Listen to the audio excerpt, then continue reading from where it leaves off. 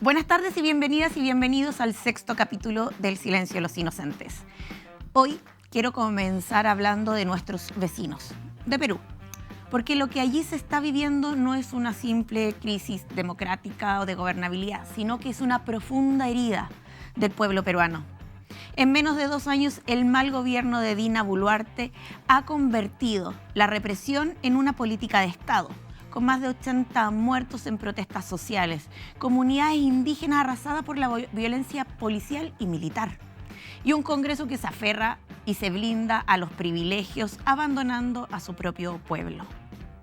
Le llaman democracia, y no lo es. La llaman crisis política, pero en realidad es un régimen sostenido por el miedo y el terror. Dina gobierna sin votos, sin legitimidad y con una estrategia que ya conocemos demasiado en América Latina: la criminalización de la protesta y la deshumanización de aquellos que quieren levantar la voz y cambiar con justicia sus vidas. La pregunta es inevitable. ¿Qué nos dice la experiencia peruana sobre el futuro de nuestra democracia en la región?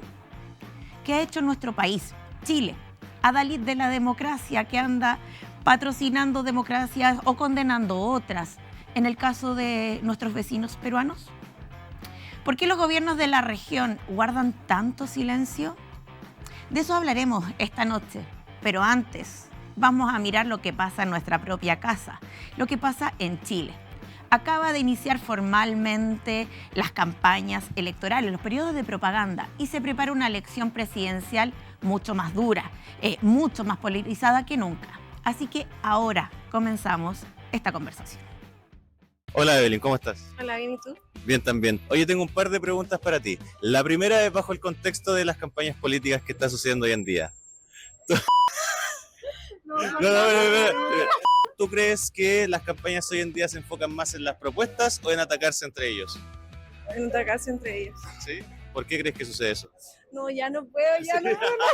El día de hoy volvimos a la calle para hablar con las personas sobre la actualidad política chilena y también lo que está sucediendo en Perú. Vamos a ver cómo nos fue. Evelyn, ¿cómo estás? Bien, ¿y tú? Bien también. Tengo 2 preguntas para ti. La primera, ¿tú crees que las campañas políticas aquí en Chile se enfocan más en las propuestas o en atacarse entre ellos? En atacarse entre ellos y en ver quién hace el mejor clic en TikTok. Ah, perfecto. Diría que es una mezcla directamente, o sea, una propuesta para lo que sería el pueblo, el país directamente, pero a la vez es como un ataque directamente entre candidatos. Yo creo que es atacarse entre ellos mismos. Eso es lo que hacen ellos, atacarse entre ellos mismos y ver quién es el mejor, ¿me entiendes? Que depende mucho de la persona en realidad, porque hay gente que ataca y ataca, y hay gente que propone ideas para ayudar a las personas. ¿Y qué crees que es lo que la gente toma más atención? El ataque. Las propuestas como que al final estamos tan acostumbrados que pongan propuestas que al final nos centramos más en cómo empiezan a atacarse entre ellos.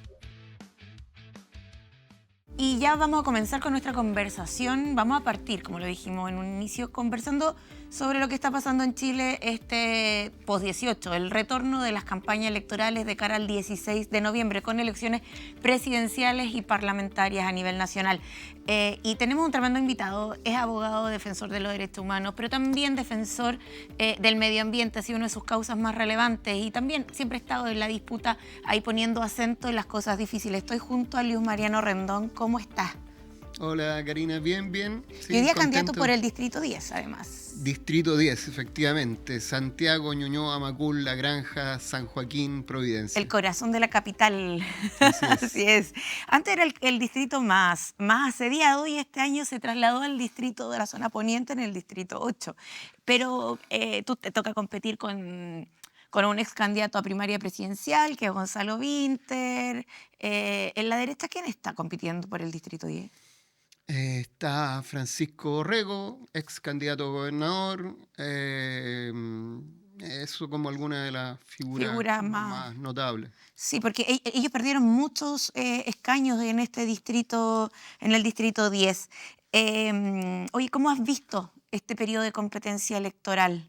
En todos los planos, desde se ve campaña, la gente está entrando en época electoral, se nota el clima, o más bien se ve la pelea todavía muy por arriba.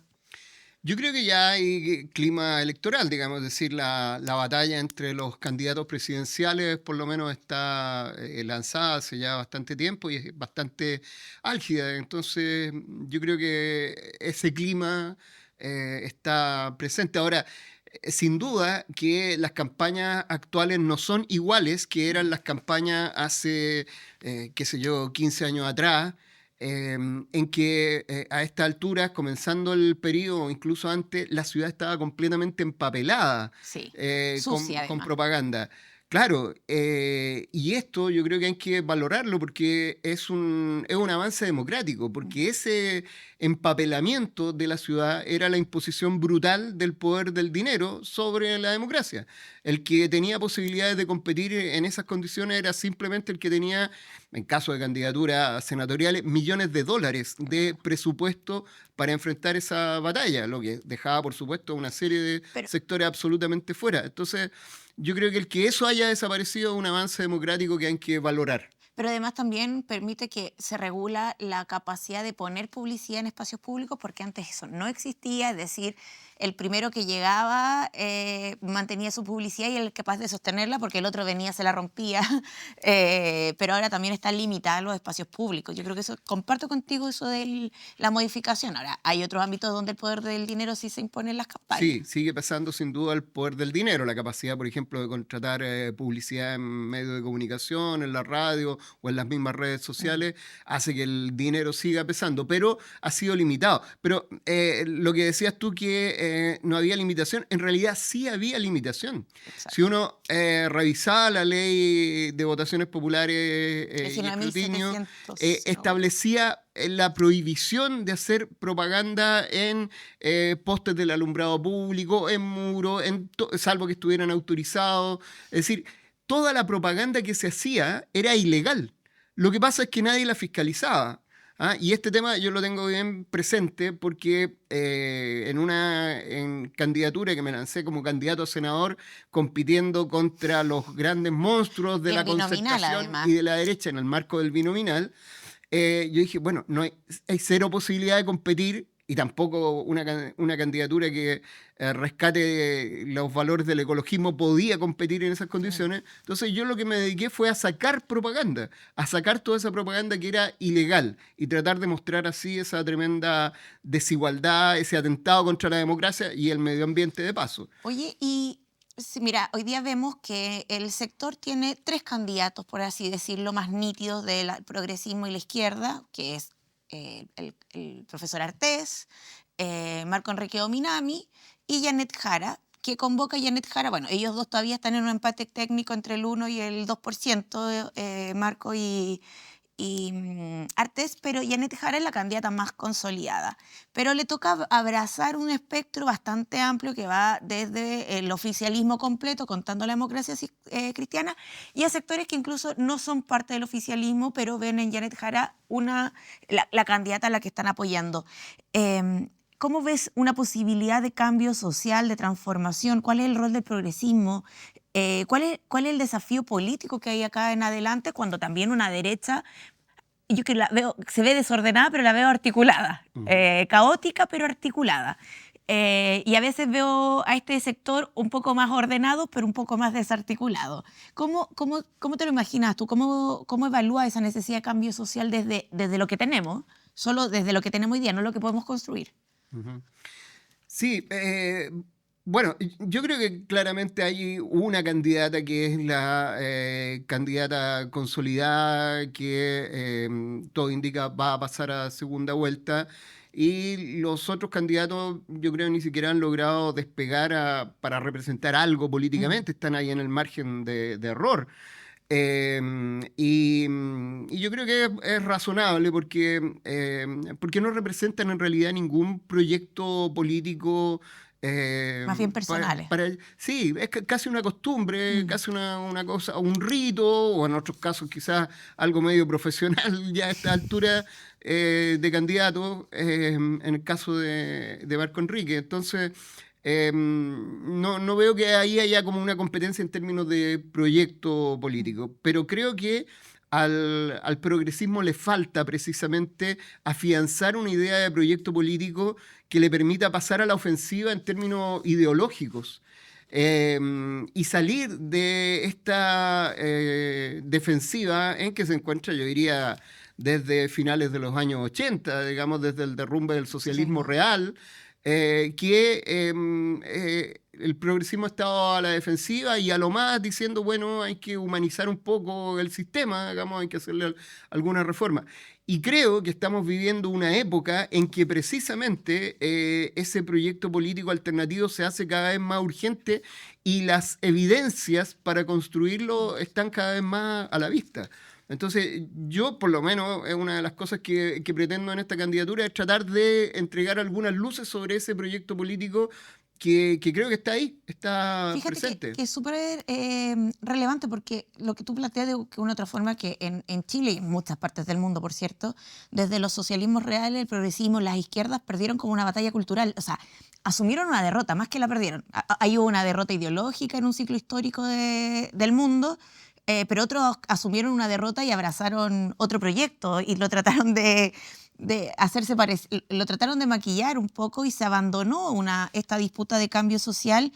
Y si uno lo mira en términos como con Janet Jara, tú ves que a veces falta una candidata o faltó un brazo que le dé, que esté dando esa batalla cultural más que asumir lo que hay y administrar lo que hay. ¿Qué pasa con la batalla cultural, la campaña, el enfrentar a la derecha? ¿Cómo lo ves?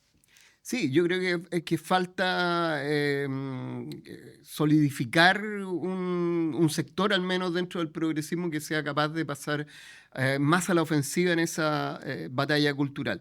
Porque, claro, la derrota con el derrumbe de los socialismos reales fue muy contundente y fue básicamente lo que expresó Fukuyama, el fin de la historia. Es decir, así de sólido era el asunto. Después de que en los años 80 todavía el socialismo era lo que evidentemente venía para la humanidad, pasó menos de una década y el socialismo dejó de existir y se consolidó la idea del fin de la historia. Es decir, el sistema capitalista y la democracia liberal era el fin, porque ahí se podían resolver todas las crisis del sistema. Y hoy día yo creo que eso es lo que está cambiando, porque se comienza a ver que producto fundamentalmente del desarrollo más moderno de las fuerzas productivas en el capitalismo, eso está cambiando. Me refiero a la automatización, a la creciente automatización, sobre todo al avance de la inteligencia artificial. Y esto yo creo que ya no es un tema como de expertos, de futurólogos, digamos, sino que es algo que la gente puede percibir directamente en su vida cotidiana. Porque cada vez más gente está haciendo uso de la inteligencia artificial. Hay un nivel de accesibilidad que no era lo mismo que había hace 3, 4 años atrás. Por supuesto, porque va de la mano, qué sé yo, de otros desarrollos, del tema de los dispositivos celulares, qué sé yo, todo eso, que permite que cualquier persona con un mínimo de instrucción pueda acceder a esa herramienta y comience a imaginarse lo que puede hacer con ellas. Y que en concreto muchas de las profesiones, muchos de los trabajos que han existido y que uno pensaba que estaban ahí consolidados para siempre, están perdiendo sentido. Claro, y va a afectar, por tanto, en el campo laboral, y nuestro país tiene elementos de trabajo legislativo o normas que van en ese ámbito, pero tiene que ver con la socialización de las redes más que nada, pero no con el aparato productivo de lo que va a impactar, por ejemplo, esto. Y yo siento que ahí sí nuestro sector no tiene claro qué hacer. Claro, yo te diría que no tiene claro qué hacer, pero cuando alguien es capaz de plantearle esto al adversario, a la derecha en sus distintas versiones, uno los ve que realmente quedan en la defensiva. A mí me ha tocado hacerlo. Sí, te he visto en alguna batalla ahí. Pero específicamente en esto, plantearle a la derecha, oiga, si lo que ocurre es que el desarrollo más moderno del capitalismo es lo que hace que entre en crisis. ¿Por qué? Porque, mira, la oferta permanente del capitalismo, y por lo que hay muchos sectores, incluso populares, que pueden defenderlo, es decir, mire, hay que cuidar a los ricos, como dijo Pinochet una vez, porque los ricos dan trabajo, ¿ya? Y porque a partir de eso chorrea la riqueza. Pero lo que ocurre hoy día es que los ricos ya no están dando trabajo. Cada vez hay menos oferta laboral. Entonces esto de que avance el desempleo en el mundo y en Chile no es un asunto coyuntural, mira, es un asunto estructural. Claro, y fíjate que ahí hay una cosa que ocurre a nivel mundial, que tiene que ver con esto, incluso la guerra comercial entre China y Estados Unidos, o más bien entre Estados Unidos y China. China es una economía planificada, de las sociedades más tecnológicas y de donde más se avanza en elementos, por ejemplo, de este cambio del proceso industrial que vive el mundo. Pero por otra parte, Estados Unidos es la gran potencia del consumo mundial, pero que no ha logrado resolver el proceso productivo interno porque está aumentando la inflación. La política que implementa aranceles tiene que ver con que quiere proteger la demanda interna, el empleo interno, a propósito de ser la economía que primero exportó el sistema más neoliberal, o sea, no lo implementaba primero en él, pero obligaba al resto a hacerlo. Entonces, levantó una fórmula que no ha sabido administrar siquiera para resolverla. Los chinos han tomado parte del proceso capitalista y lo han, por decir así, lo han puesto en una lógica confuciana que lo están resolviendo en algunas temáticas. Entonces hay algo ahí en la propuesta que en estas lógicas de dividir el mundo como lo hace la derecha, sobre todo acá en Chile, los buenos y los malos, es decir, la derecha y la izquierda, en que nuestro sector también se desorienta ahí.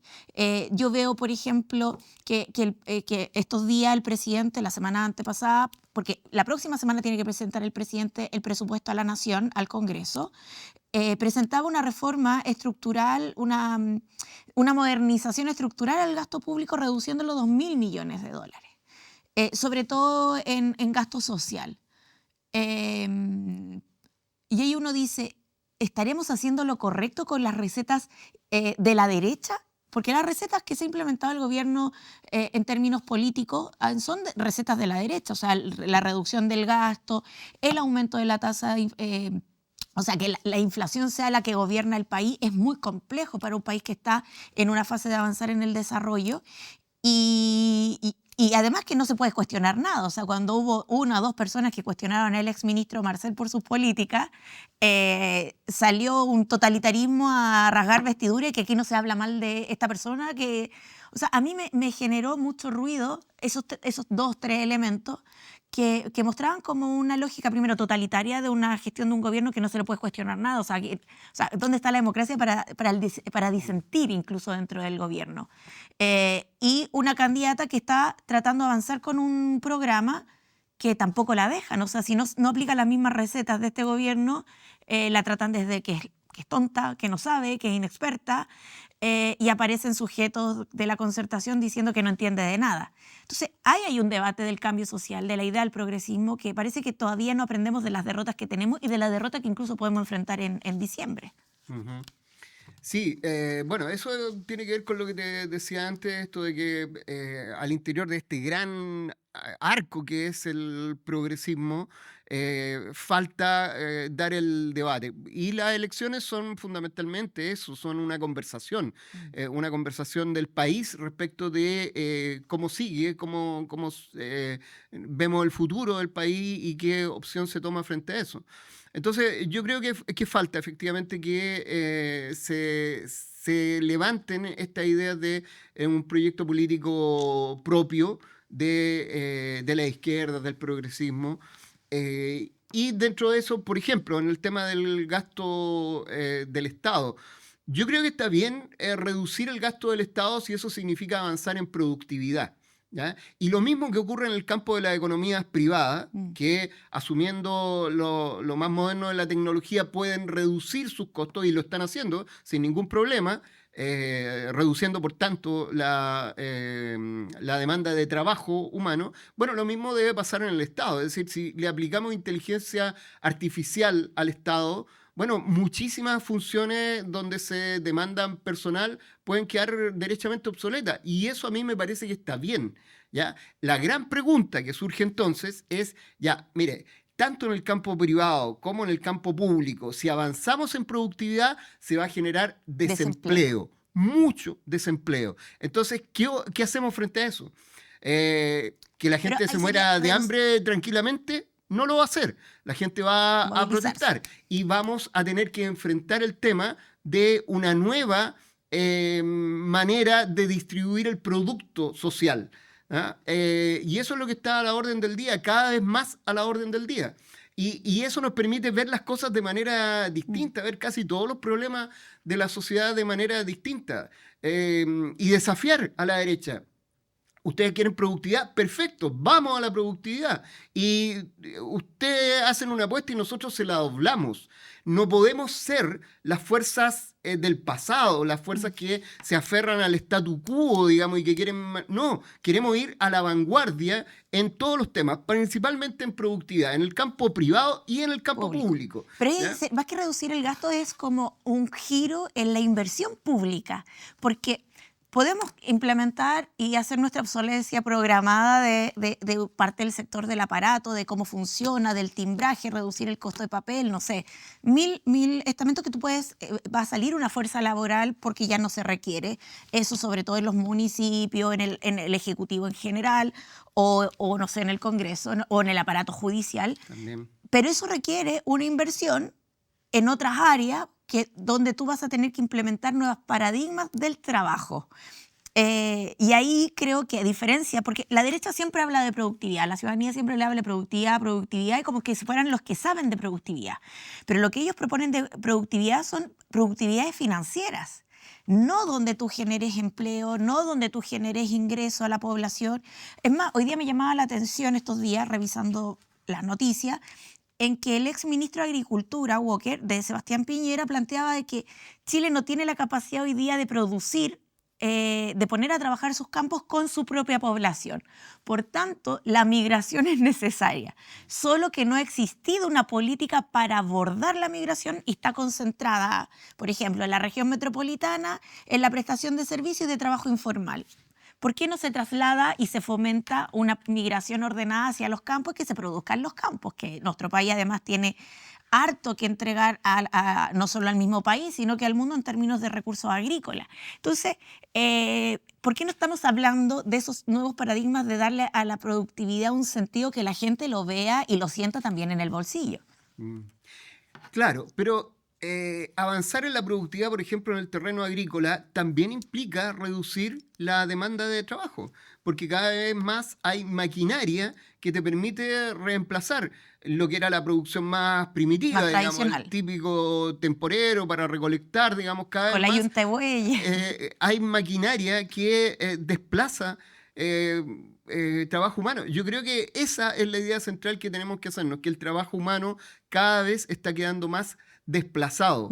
Y por lo tanto, la idea de cómo generamos más empleo, no, la pregunta es cómo distribuimos el producto social, el producto de la economía para que la gente pueda vivir. Y esto no verlo como un peligro, si en el fondo es las posibilidades de algo que hablaban los teóricos del socialismo ya casi 2 siglos, digamos, las posibilidades de liberar a los seres humanos del trabajo, el trabajo visto como una actividad penosa, ¿no es cierto? Y darles la posibilidad de liberarse para desarrollar plenamente sus capacidades en el terreno artístico, en el terreno deportivo, en todo lo que hace que la vida fíjate valga la pena que lo que tú vivirla. estás planteando contraviene mucho a la tesis de la derecha de aumentar los años de jubilación, contraviene mucho a querer, que la derecha lo ha dicho mucho, y retroceder, por ejemplo, en lo de las 40 horas, aumentarlas a volver a las 44, 45 horas semanales. O sea, es completamente antagónico de la propuesta de productividad de la derecha, y que eso se habla muy poco y se conoce muy poco, sobre todo en el mundo, porque uno plantea esto, pero esto se da también en el marco del trabajo formal. Y yo el otro día revisaba distintos estudios que el trabajo informal desde la pandemia a la fecha ha aumentado, no se reduce. Entonces, tener claro qué es el producto social, yo creo que para la ciudadanía sería muy relevante entenderlo, conocerlo, no entenderlo, conocerlo de lo que se está hablando y qué significa en su calidad de vida. Y yo creo que ahí tú podrías contar, sobre todo hoy día para los vecinos del Distrito 10. Sí, bueno, en los vecinos del Distrito 10 hay un gran porcentaje de profesionales jóvenes, y que yo creo que se están enfrentando, ya se vienen enfrentando hace harto tiempo, de encontrarse con que la promesa de que estudiar en la universidad significaba tener acceso a un nivel de vida El ascenso social. está siendo cada vez más falsa esa promesa. Se están encontrando con que no acceden a esas posibilidades que les dijeron que iban a poder acceder. Entonces, yo creo que esos son oídos que debiesen estar abiertos para entender que lo que viene es un cambio muy profundo en la sociedad, en la humanidad, y que significa salir de los paradigmas tradicionales. Y en ver otras formas de distribuir el producto social que ya no va a ser en base fundamentalmente al trabajo. No es posible que la derecha pretenda que la única forma de ser productivo sea tener niveles de explotación que hacen el trabajo cada vez más miserable, es decir, muchas horas de trabajo, bajo sueldo, que esa sea la única forma de generar empleo. Lo sacrificial.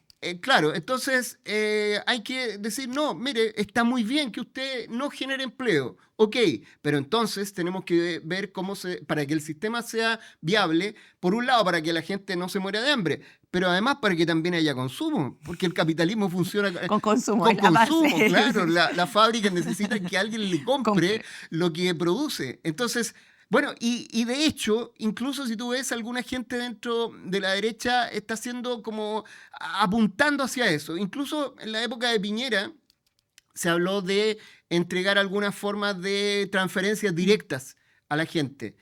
Condicionado, qué sé yo, a que tuviera los controles de los niños en el consultorio al día, digamos, en algunas cuestiones... Con una responsabilidad social, por decir. Exacto, responsabilidades sociales. Y hoy día lo vuelvo a escuchar. Escuché, por ejemplo, ahí unas propuestas de Briones dentro del programa de Matei que hablaba también de transferencias, que le querían entregar 200.000 pesos durante 6 meses a alguien que mantuviera un trabajo formal. Yo digo, bueno, a lo mejor no se trata de entregarle eso, sino que a gente que asuma sus responsabilidades sociales, hacerles esas transferencias directas. Ahora, para hacer esas transferencias directas, evidentemente hay que elevar los niveles impositivos. Y eso es una necesidad, porque de lo contrario, por un lado, la gente se muere de hambre y por el otro lado, las empresas no tienen quien les compre y el sistema colapsa, el sistema como tal. Entonces, esto es algo a lo que hay que enfrentarse. Otros países lo tienen más fácil porque tienen niveles de socialización de la economía mayores. Por ejemplo, tú mencionabas el caso de China. Es muy interesante porque China, claro, se ha abierto al capitalismo, pero si tú analizas el sistema de propiedad de las empresas, prácticamente el 80, el 85% de la propiedad tiene participación estatal. Hay propiedad privada, pero en conjunto con participación estatal, entonces ahí no hay problema. Y si el privado no cumple con las normas para que la empresa funcione, el Estado la captura. Claro, y hay además descentralización, porque si tú ves, hay un alto porcentaje de participación de gobiernos provinciales, no solamente el gobierno central chino. Entonces ellos dicen, no hay problema en que las empresas despidan gente porque avancen en productividad, porque eso va a significar utilidad también para el Estado, que va a poder distribuir en servicios sociales o transferencias directas cuando sea necesario. Es que yo creo que ahí China lo que avanza es entender que el Estado no es un adversario, sino que un aliado. Claro. No solo para el rescate cuando está la crisis. Sí.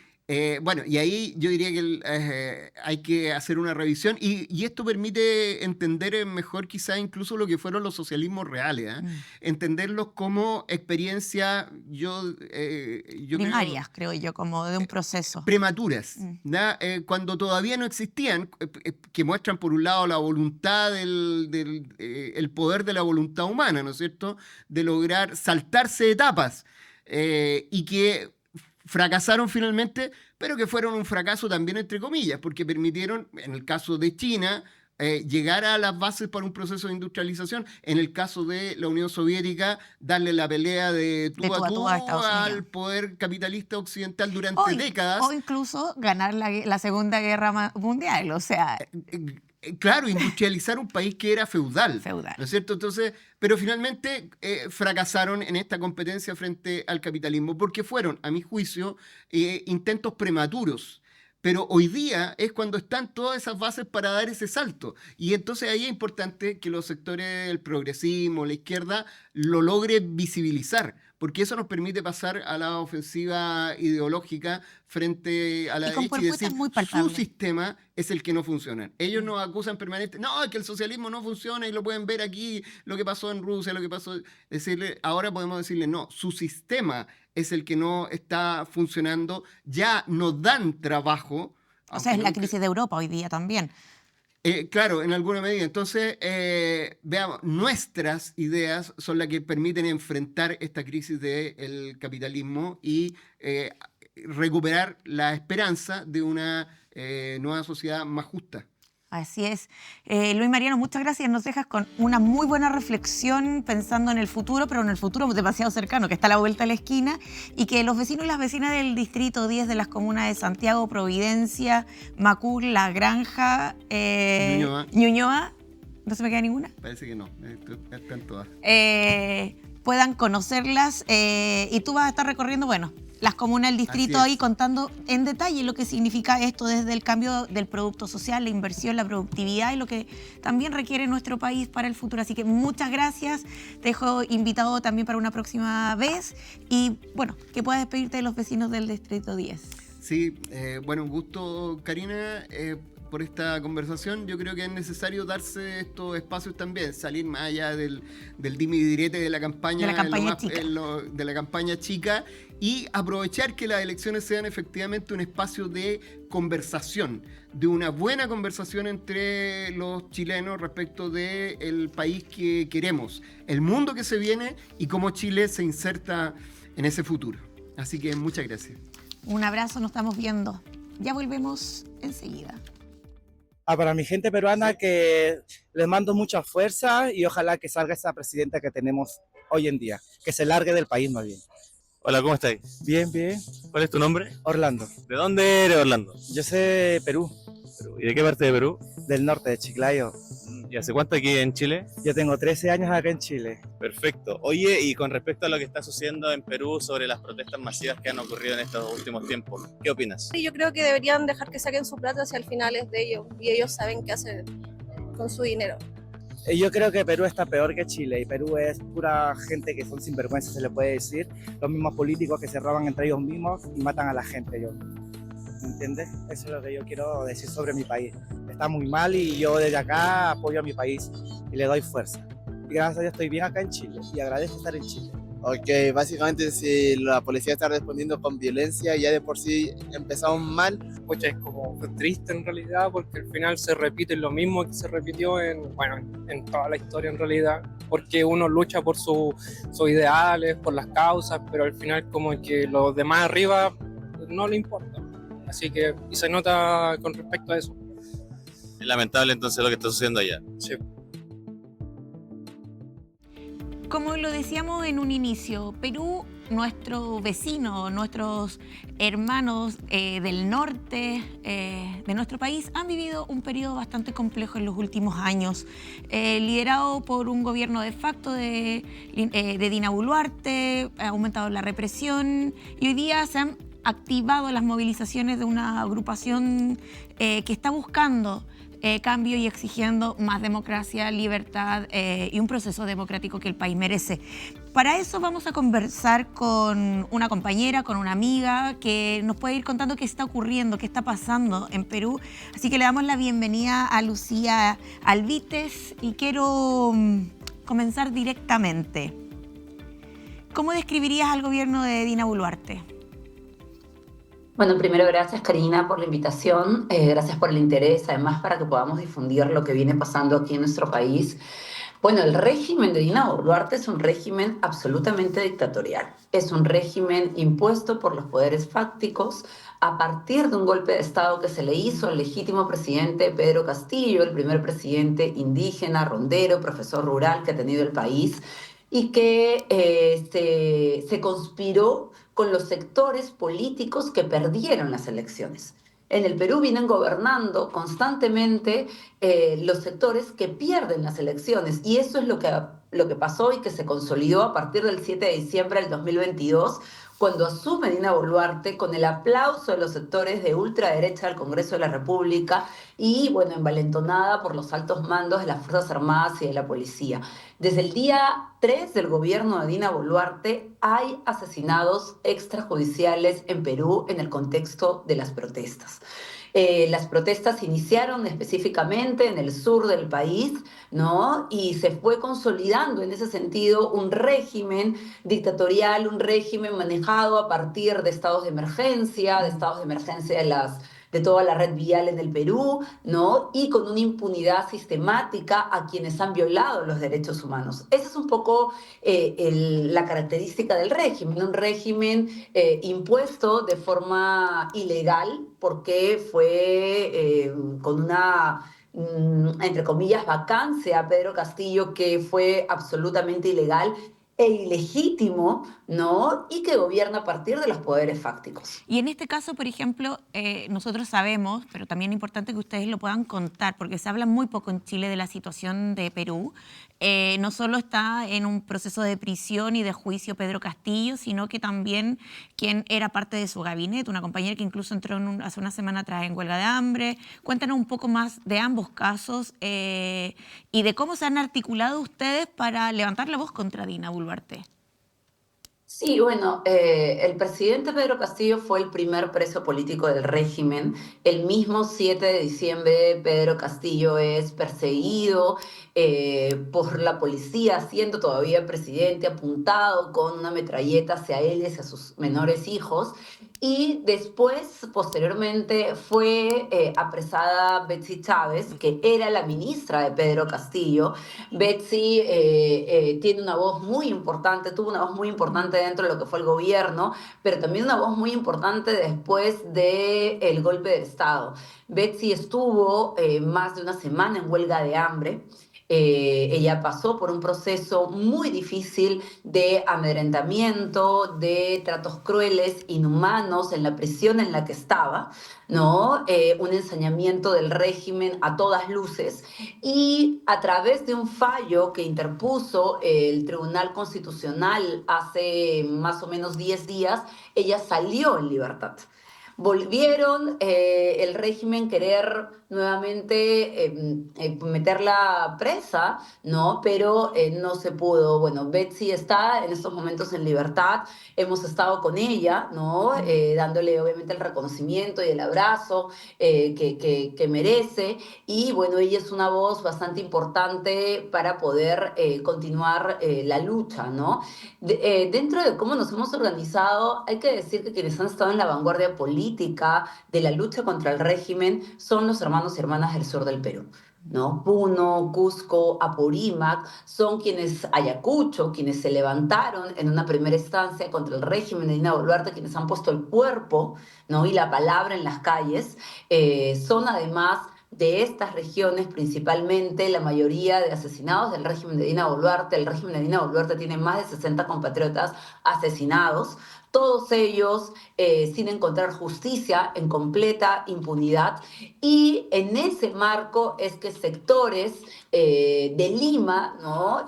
Algunos nos hemos sumado, ¿no? Y hemos estado también en la lucha, y estamos también en la lucha, que bueno, fue ferozmente reprimida, eso hay que decirlo, fue ferozmente reprimida con las ejecuciones extrajudiciales, con la criminalización y la judicialización de cientos de compañeros y compañeras, y que ahora, a partir de nuevas reformas que ha tenido el gobierno, que ha tenido el régimen, donde toca de forma terrible las pensiones de la gente, que afecta sobre todo a los más jóvenes, ha habido una nueva irrupción de movilización social. En esa irrupción de movilización social hay un componente bastante importante de jóvenes de 20, 30 años, ¿no? Lo que se denomina la generación Z, pero también están movilizados los sectores que en Lima se estuvieron movilizando a partir también del 7 de diciembre. Hay una continuidad de movilización porque lo que se está impugnando es el régimen y el modelo que continúa Dina Boluarte. Una pregunta, porque uno mira los datos que vienen desde Perú, que nos llegan desde Perú, que la presidenta, o sea, la dictadura alcanza un nivel de rechazo a nivel nacional de casi el 94%.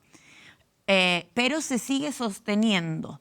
Se sigue sosteniendo en el Congreso, se sigue sosteniendo en las Fuerzas Armadas, se sigue sosteniendo gracias al apoyo internacional, porque uno mira también la región y uno ve constante crítica política directa contra Venezuela, pero contra Perú, o sea, me refiero contra Dina Boluarte, no se dice, no se oye padre, como se dice acá, e incluso una de las molestias que surgió en varios sectores que cuando el presidente Gabriel Boric se encuentra con ella, la saluda, le da la mano y no pasa nada. Cuando ha habido un proceso también de violación sistemática de los derechos humanos en el país. Entonces, ¿cómo se sostiene Dina Boluarte? ¿Quién está sosteniendo a Dina? Bueno, a Dina Boluarte la está sosteniendo, para empezar, las Fuerzas Armadas, las fuerzas policiales y el empresariado, el gran empresariado del Perú, conjuntamente con los sectores que están en el Congreso. Tú, Karina, mencionabas la desaprobación de Dina Boluarte, ¿no? O mejor dicho, ¿no? Su nivel de aprobación es casi un error estadístico, o sea, es absolutamente ilegítimo. Y esa misma ilegitimidad la comparte con el Congreso de la República, ¿no? Tanto el Congreso de la República como el Ejecutivo tienen una absoluta desaprobación en lo que es en lo que estamos viviendo en la actualidad, ¿no? Entonces, lo que nosotros vemos es que quien sostiene el gobierno de Dina Boluarte son los poderes de hecho a través de la violencia, ¿no? Las movilizaciones sociales entran a un reflujo a partir, obviamente, del asesinato de más de 60 compañeros. Entran en el reflujo, obviamente, con los miles de heridos que habían a nivel nacional. Entran en reflujo con la judicialización de cientos de manifestantes. Hay que decir que entre las personas que han sido asesinadas hay menores de edad, hay niños de 15 años, de 16 años, hay adolescentes. Entonces, Dina Boluarte sostiene su régimen específicamente en una violencia, ¿no? Directa, en una violencia estructural y en un parlamento que se ha dedicado a legislar en torno a poder seguir repartiendo prebendas. Yo te doy un ejemplo, ¿no? Hace 10 días se anunciaba esta reforma del sistema de pensiones que ha generado las últimas movilizaciones. Discúlpame, en donde... Lucía, ustedes tienen un sistema de pensiones muy similar al nuestro con el sistema de Sí. administradores de fondos de pensiones privados. Así es, o sea, aquí se perduró todavía un sistema mixto. Hay algunas personas que pueden tenerlo en el régimen público, en la ONP, y hay otro grupo de personas, que es la mayoría, que la tienen las AFPs. Las AFPs, en todo el contexto de la pandemia, siguieron recibiendo réditos y ganancias, ¿no? Eso está recontraprobado, están las cifras, mientras que los usuarios, ¿no? Perdieron parte de su fondo de pensiones, parte de su rentabilidad. Lo tengo súper claro porque eso pasa siempre acá. Ya, claro, sí. Con la última reforma de pensiones, lo que sucedió fue que las AFPs disponían de forma ya prácticamente absoluta del fondo de pensiones. O sea, por ejemplo, en el momento de jubilación, los jóvenes de menores de 40 años no iban a poder retirar su 95.5% de su fondo, se lo quedaba la AFP, para darle una pensión, vamos, de 600 soles mensuales, que no llega a ser ni $200. Entonces, claro, eso trajo una indignación muy fuerte, pero eso es parte de un conjunto de paquetes que hace el Congreso de la República. Yo te podría también poner el ejemplo de exoneración a tributos que le dan a las grandes agroexportadoras del país, que no es que son pequeñas y microempresas, son grandes empresas que ganan a partir justamente de beneficios tributarios y de beneficios que incluye la precarización laboral de los trabajadores. Entonces, esos son el tipo de normativas que hace el Congreso de la República Peruana.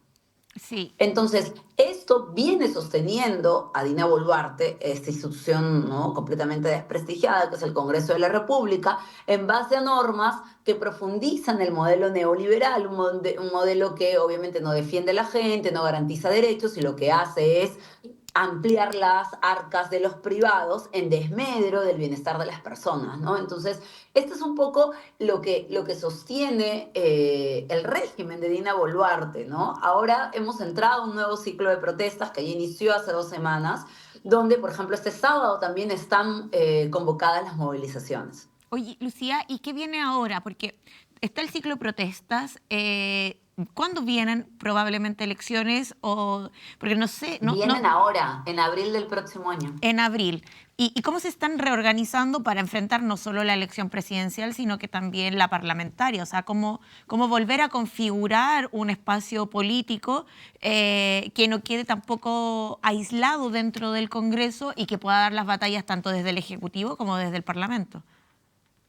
Sí, eso que me preguntas, Karina, es bastante importante porque nosotros entramos un año electoral.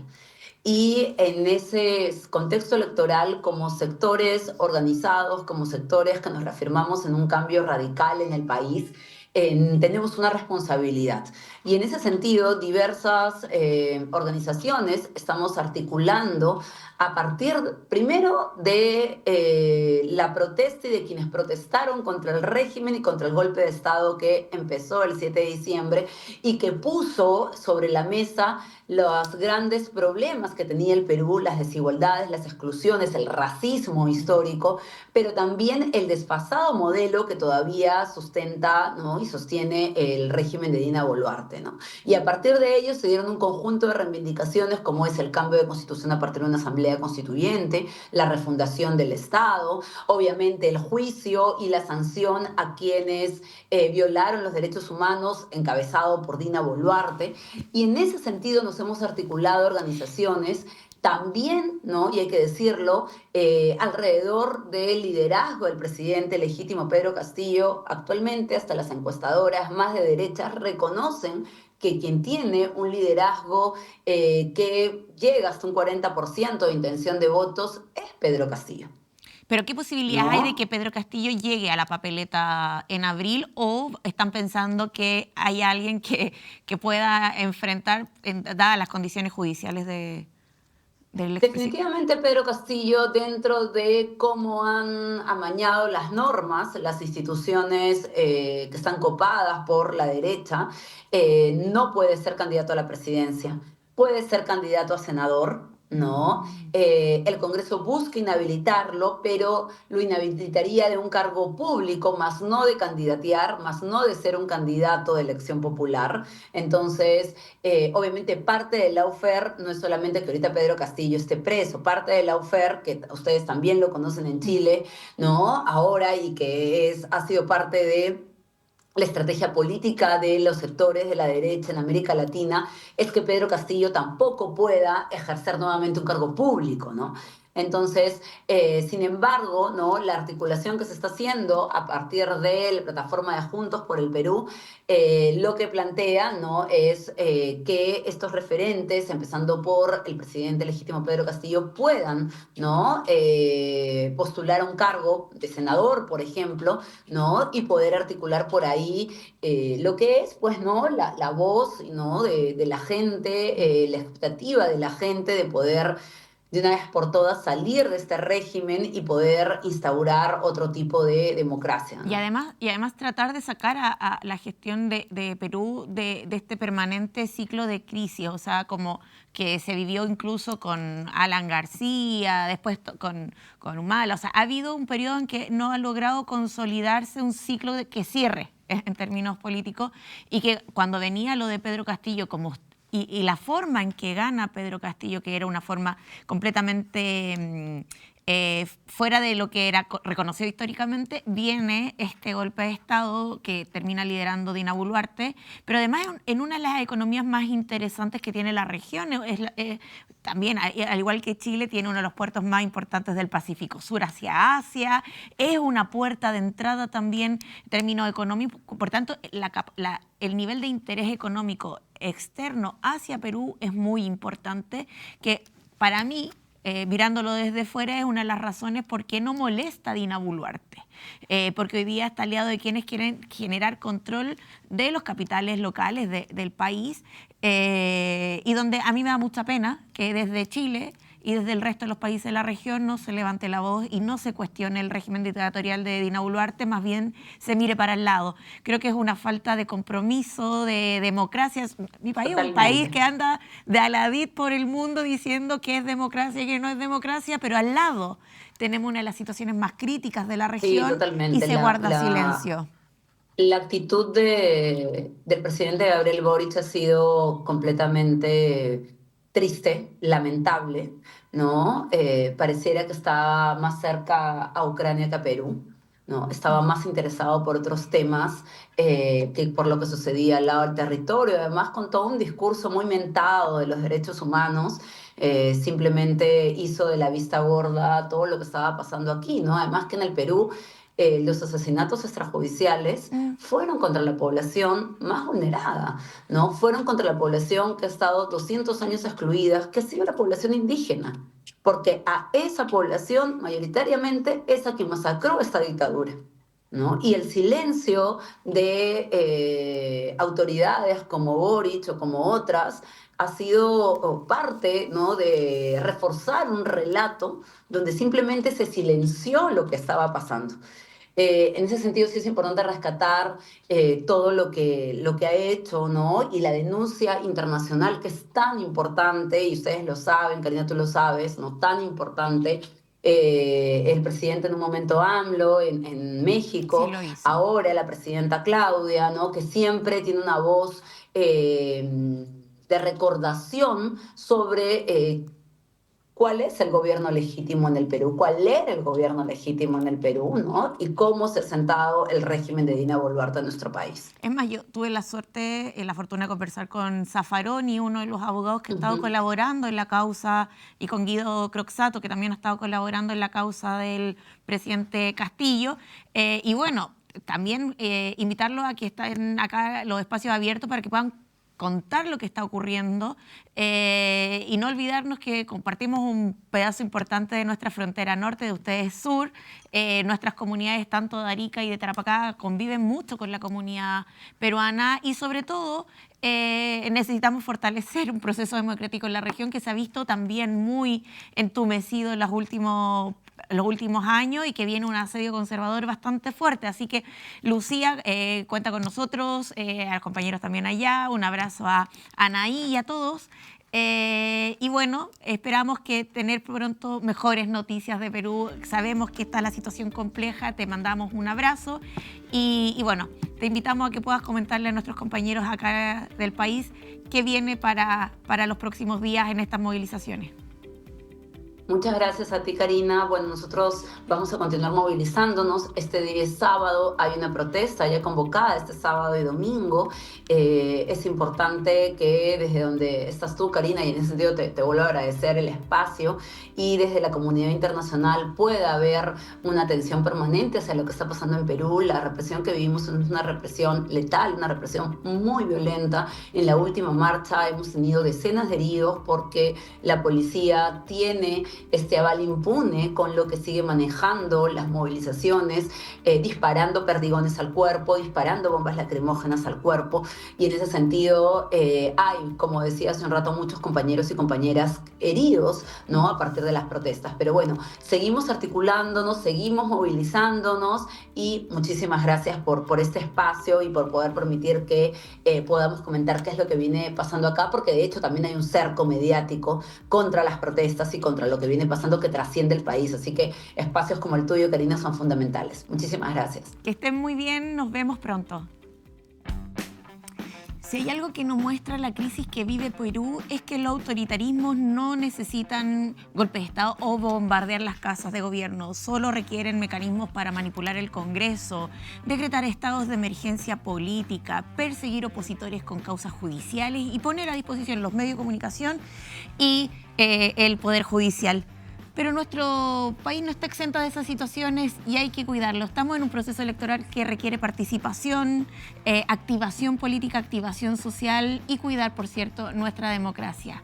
No se olviden que nos vemos en un próximo capítulo. Que estén muy bien.